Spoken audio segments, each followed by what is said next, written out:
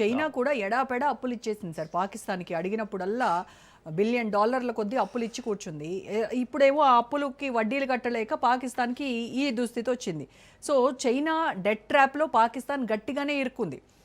ఇప్పుడు మరి చైనా ఏమన్నా ఎస్. పాకిస్తాన్ని ఆదుకుంటుందంటారా? లేకపోతే శ్రీలంకలో ఆక్రమించేసుకుంటున్నట్టుగానే ఇక్కడ కూడా ఉన్నటువంటి ఆస్తులన్నీ కూడా చైనా లాక్కెళ్ళిపోతుందా? అలాంటి పరిస్థితే ఉంది. ఆక్యుపై చేస్తే కూడా ఇక్కడ ఏముంది, వాళ్ళకి భోజనం పెట్టడానికి కూడా ఏం లేదు వాళ్ళకు. హ్మ్.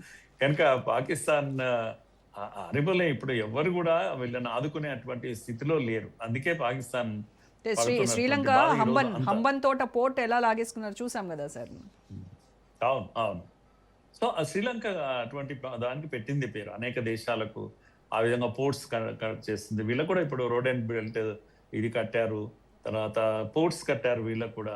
ఇవన్నీ చేశారు. హ్మ్. కనుక ఎప్పుడో ఒకసారి ఏదో దేశానికి అమ్ముకోవాల్సి వస్తుంది. దేశాన్ని అమ్ముకోవాలి. అయితే ఫ్యూయల్ క్రైసిస్ అనేది ఇప్పుడు దాన్ని ఏమంటారు, మూలుగుతున్న నక్క పైన అది తాటికాయ పడ్డట్టు ఇప్పుడు ఈ వరల్డ్ వైడ్ గా ఈ ఈ గ్లోబల్ క్రైసిస్ ఏదైతే వచ్చిందో, గల్ఫ్ కాన్ఫ్లిక్ట్ ఏదైతుందో, ఇది పాకిస్తాన్ పైన చివరి దెబ్బ అన్నట్టు ఇది. కనుక ఇవి లేవలేనటువంటి ఒక పరిస్థితి పాకిస్తాన్కి వచ్చేసింది. హ్మ్. ఫ్యూయల్ క్రైసిస్ కానీ, గ్లోబల్ ఆయిల్ క్రైసిస్ కానీ, ఇవన్నీ కూడా ఎట్లా అయితే అన్ని దేశాలను దెబ్బతీస్తుందో పాకిస్తాన్ కూడా దెబ్బతీస్తుంది.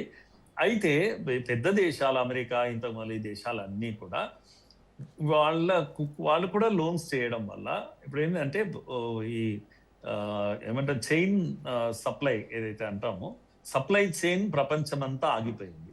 సప్లై చైన్స్ ఆగిపోవడం వల్ల సరుకు రవాణా కూడా వెళ్ళడం లేదు. విపరీతమైన ద్రవ్యోల్బణంతో పాకిస్తాన్ ఊగిపోతా ఉంది. ఇప్పటికే ధరలు విపరీతంగా పెరిగి అన్ని వస్తువులు, ఒక పెట్రోల్ ఆయిలే కాదు, అన్ని వస్తువులు ధరలు పెరిగిపోయినాయి. కనుక ద్రవ్యోల్బణం మన దగ్గర ఇప్పుడు కూడా 3%, 4% లాస్ట్ 5-10 years నుంచి అస్సలు ద్రవ్యోల్బణం ఎంత కంట్రోల్ గా ఉంది అంటే అంత కంట్రోల్ గా ఉంది.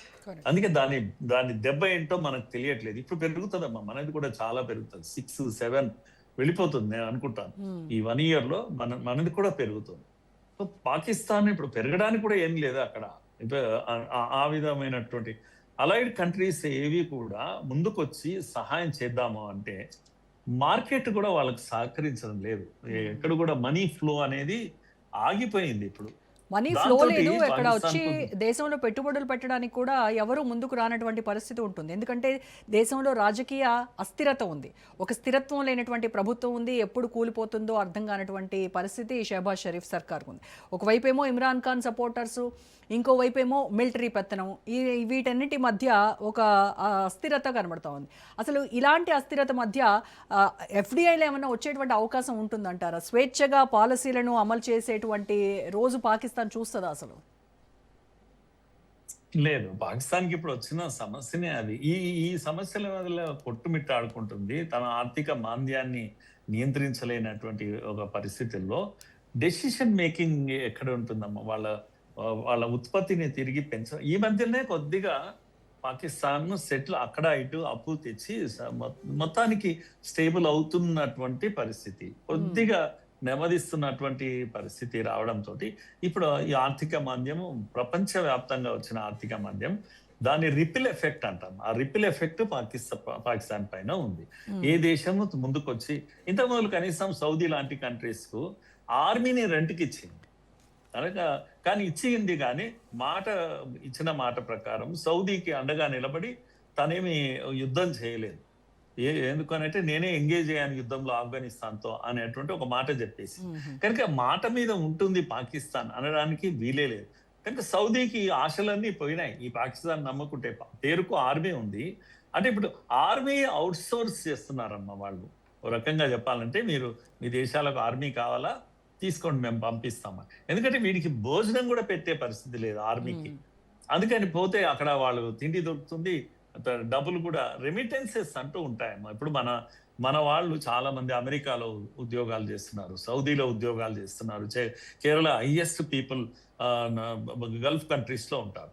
ఎంత రెమిటెన్సెస్ ఉంటాయి, వాళ్ళు పంపే డబ్బులు ఎంత ఉంటాయి. కనుక ఫారెన్ ఎక్స్చేంజ్ కదా ఇదంతా కూడా, బయట నుంచి వచ్చే ఫారెన్ ఎక్స్చేంజ్ విపరీతంగా వస్తుంది మనం. కనుక ఈ రెమిటెన్సెస్ అనేవి అంటే మనం చదువుకున్న పిల్లలు కనుక తనకు ఉద్యోగం చేయగలుగుతారు, వాళ్ళు డబ్బు సంపాదించుకోవడమే కాకుండా తిరిగి తమ తల్లిదండ్రులకు డబ్బు పంపిస్తూ ఉంటారు. అలాంటిది కూడా ఉండదు కదా పాకిస్తాన్కు. అక్కడ చదువు లేవు, ఇవి లేవు, ఏ రెమిటెన్సెస్ లేవు, కూలి పని చేయాలి పోయి. సార్ అందుకని అక్కడ ఆర్మీ పంపిస్తేనన్నా ట్యాక్సెస్ కూడా ఎవడు కట్టడంట సార్. మామూలుగా అంటే శాలరీస్ తీసుకున్నటువంటి ఎంప్లాయీస్ ఎవరు ఉంటారు వాళ్ళు మాత్రమే టెన్షన్గా ట్యాక్సెస్ కడతారు, కానీ ఇటు బిజినెస్ పీపుల్ కావచ్చు లేకపోతే బడా భూస్వాములు ఎవరైతే ఉన్నారో వాళ్ళు అసలు ఆ ట్యాక్స్ అంటే ఏంటో అర్థం కూడా తెలియనటువంటి స్థితి అట. ఎస్ కట్టే అంటే పాత బస్తీ ఎగ్జాంపుల్ అన్నట్టు. వాడి యొక్క ఒంట్లో డిసిప్లిన్ ఉండదు కనుక వాళ్ళ లోపల అది ఎక్కడ కూడా ఆ కట్టే అలవాటు వాళ్ళకి లేదు. టోటల్ గా ఇప్పుడు పాకిస్తాన్ కూడా అంటే వర్ధమాన దేశాలు అని అంటాం వీటిని అన్నిటినీ. చిన్న దేశాలు, బాగా బక్కచిక్కిన దేశాలు, అన్నిటికీ సమస్య వచ్చింది. సమస్య పాకిస్తాన్దే కాదు, మనకు కూడా సమస్య ఉంది. కనుక ఇప్పుడు పాకిస్తాన్ పరిస్థితి ముందు నొయ్యి వెనక గొయ్యి అన్నట్టు వాళ్ళ పరిస్థితి. ఇంటర్నల్ గా కూడా వాళ్ళ సమస్యలు బాగా ఉన్నాయి. బలూచిస్తాన్ ఉంది, ఇక్కడ ఆఫ్ఘనిస్తాన్ తో గొడవలు ఉన్నాయి, అన్ని బార్డర్స్ లో యుద్ధాలు ఉన్నాయి. అందుకే ఇరాన్ లాంటి దేశాన్ని కూడా వాడు విమానాలను ఆపుకుంటామంటే ఆపుకోండి అని అంటారు. ఎందుకంటే ఎవడు ఏమన్నా ఇంత డబ్బులు ఇస్తారేమో అనేటువంటి ఒక పరిస్థితి. వీళ్ళకు సెల్ఫ్ అనేది ఉండదు ఇప్పుడు పాకిస్తాన్. అందుకని ఇది మొత్తం వర్ధమాన దేశాలకు అన్నిటికీ కూడా ఈ సమస్య వచ్చి పడ్డది. కారణం ఏంటంటే వీళ్ళకు foreign reserves, foreign exchange reserves ఏవైతున్నాయో మూలధనం లాంటిది ఏది ఉండదు. దాంతో అది అది చూయించి ఇప్పుడు మీ బ్యాంకులో నగలు పెట్టి మనము డబ్బు తెచ్చుకుంటాం, చూయిస్తాం అంతే, మళ్ళీ తిరిగి కడతాం, మన నగలు మనం తెచ్చుకుంటాం. అలా ఫారిన్ ఎక్స్చేంజ్ అనేది అలా పనిస్తుంది. మీ క్రెడిబిలిటీకి పెద్ద చిహ్నం అది. అందుకే మనం చెప్తాం కదా, $700 బిలియన్ ఫారిన్ ఎక్స్చేంజ్ తో మనం ఉన్నాం గట్టిగా. ఇది మనల్ని కాపాడుతుంది. అలాగే ఆయిల్ రిజర్వ్స్ లాంటివి మన దగ్గర ఉన్నాయి, ఇది మనల్ని కాపాడు. ఇవి ఏవీ లేని దేశం పాకిస్తాన్. అందుకే ఇప్పుడు చచ్చే సావు చేసింది. ఎవరిది బెగ్ బౌల్ పట్టుకొని తిరిగితే పలకరించే వాళ్ళు లేరు. కాస్త అమెరికానే పలకరించాలి. అలాంటిది అమెరికా విశ్వాసం కోల్పోయింది పాకిస్తాన్. మొన్న మనం కూడా ఇరాన్ విమానాలు తీసుకొచ్చి పాకిస్తాన్ లో పెట్టుకుంటే అమెరికా ఎట్లా నమ్ముతుంది? అదే చిన్న దేశము, బక్కచిక్కిన దేశము, కనీసం అమెరికా నమ్మింది వీడున్నాడు, నాకు స్థావరం ఇక్కడ ఉంటుంది, చైనాతో గొడవ పడే, కనీసం వాడి విశ్వాసాన్ని, అమెరికా విశ్వాసాన్ని పొందాలి. కనుక ఈ విశ్వాసం కూడా కొరపడితే ఏ దేశం మిమ్మల్ని ఆదుకుంటుంది? డబ్బే లాగు లేదు. కనుక ఇలాంటి ఒక పరిస్థితిలో పాకిస్తాన్ మన దాయాది దేశం ఇది. కనుక ఎప్పుడు దివాలా తీస్తుంది, ఎప్పుడు చేతులు ఎత్తేస్తుంది, శ్రీలంక లాగా అనేటువంటి ఒక సెన్సిటివ్. అంటే సమస్య అనేది ఇక్కడ కేవలం అప్పులు మాత్రమే కాదు కదా సార్, వాటిని తీర్చాల్సినటువంటి ఆర్థిక సంస్కరణలు, ఆర్థిక ప్రణాళికలు చేసుకోవడం చాలా ఇంపార్టెంట్. ఆ విషయంలో పాకిస్తాన్ అట్టర్ ఫ్లాప్ అయింది. దాని గురించే ఇవాళ ఈ పరిస్థితి పాకిస్తాన్కు. అలాంటి వెసులుబాటు ఏమీ లేదు. షవాజ్ షరీఫ్ లాంటి వాడు సరే ఏమైనా చర్యలు తీసుకోగలుగుతాడేమో, కానీ అలాంటి వెసులుబాటు కూడా లేదు.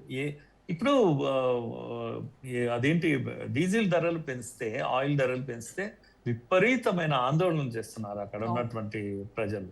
వాళ్ళకున్న ఫ్రీబీస్ తొలగిస్తున్నారు. ఇప్పుడు ఫ్రీ ట్రావెల్ మనలాగానే బస్ ట్రావెల్ అవి తొలగిస్తే ఎంత గొడవలు చేస్తున్నారంటే ఆ దేశంలో అన్ని గొడవలు అవుతున్నాయి. ఫ్రీబీస్ ఇచ్చే పరిస్థితి ఎక్కడ ఉంది పాకిస్తాన్కు? ఏ దేశాల్లో కూడా లేదు. ఇప్పుడు ఇండియా కూడా ఫ్రీబీస్ అన్ని కూడా ఆపాలి ఎప్పుడో దగ్గర. ఆ పరిస్థితి మనకు కూడా వస్తుంది. కనుక ఇప్పుడు లగ్జరీకి సమయం కాదు ఇది. ఇంకొక 1 year ఇది ఇలాగే ఈ సందిగ్ధత, యుద్ధం యొక్క ఇది కొనసాగితే మన పరిస్థితి కూడా అంతవరకు వెళ్ళిపోతుంది, అలాగే వెళ్ళిపోతుంది. మనం కనుక ఈ ఫిజికల్ డిసిప్లిన్ అంటాం, వాటిని కనుక పాటించకపోతే ఈ కష్టాల్లో పడక తప్పదు మనం కూడా. కనుక ఇది ఒక వార్నింగ్ అని అనుకుంటాను నేను. మనం కూడా ఒక హెచ్చరిక, లెసన్స్ టు లెర్న్ అంటాం. పొరుగువాని చూసి మనం కూడా గుణపాఠం నేర్చుకుంటే తప్పేం కాదు. ఎగ్జాక్ట్లీ.